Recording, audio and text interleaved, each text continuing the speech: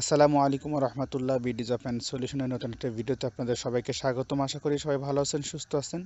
তো ভিউয়ার্স, আজকের ভিডিওতে আমরা নির্বাচন কমিশনের 468টি পদের যে চাকরির পরীক্ষা নেওয়ার কথা ছিল গত 31শে জানুয়ারি, সেই পরীক্ষাটি অনিবার্য কারণবশত স্থগিত হয়েছে। আজকের ভিডিওতে আমরা সেই বিষয়ে আলোচনা করব।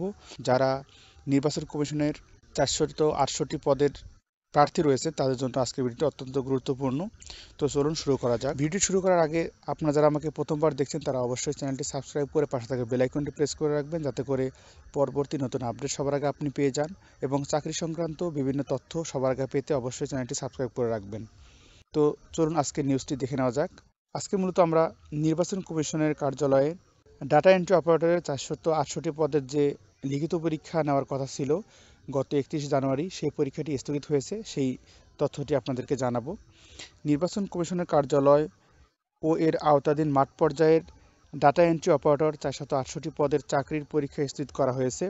নির্বাচন কমিশনের ওয়েবসাইটে দেওয়া এক বিজ্ঞপ্তিতে এই তথ্য জানানো হয়েছে। বিজ্ঞপ্তিতে বলা হয়েছে, ডাটা এন্ট্রি অপারেটরের 468টি পদের লিখিত পরীক্ষা অনিবার্য কারণবশত স্থগিত হলো।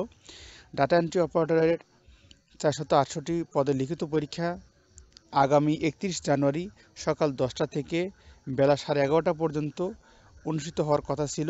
রাজধানীর 6টি কেন্দ্রে এই পরীক্ষার জন্য নির্ধারিত ছিল, কিন্তু অনিবার্য কারণবশত সেই লিখিত পরীক্ষাটি স্থগিত করে দেওয়া হয়েছে।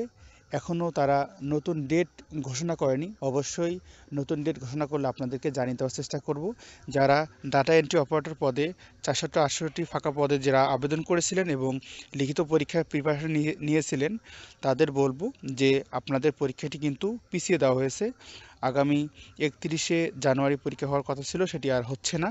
তো নতুন ডেট দেওয়া হলে আপনাদেরকে অবশ্যই জানিয়ে দেবো। অবশ্যই সেই নতুন আপডেট পেতে হলে চ্যানেলটি সাবস্ক্রাইব করে পাশে থাকা বেল আইকনটি প্রেস করে রাখবেন এবং আপনাদের পরিচিত যারা আবেদন করেছিলেন তাদেরকে ভিডিওটি শেয়ার করে তথ্যটি জানার জন্য সহযোগিতা করবেন। সবাই ভালো থাকবেন, সুস্থ থাকবেন। আল্লাহ হাফেজ।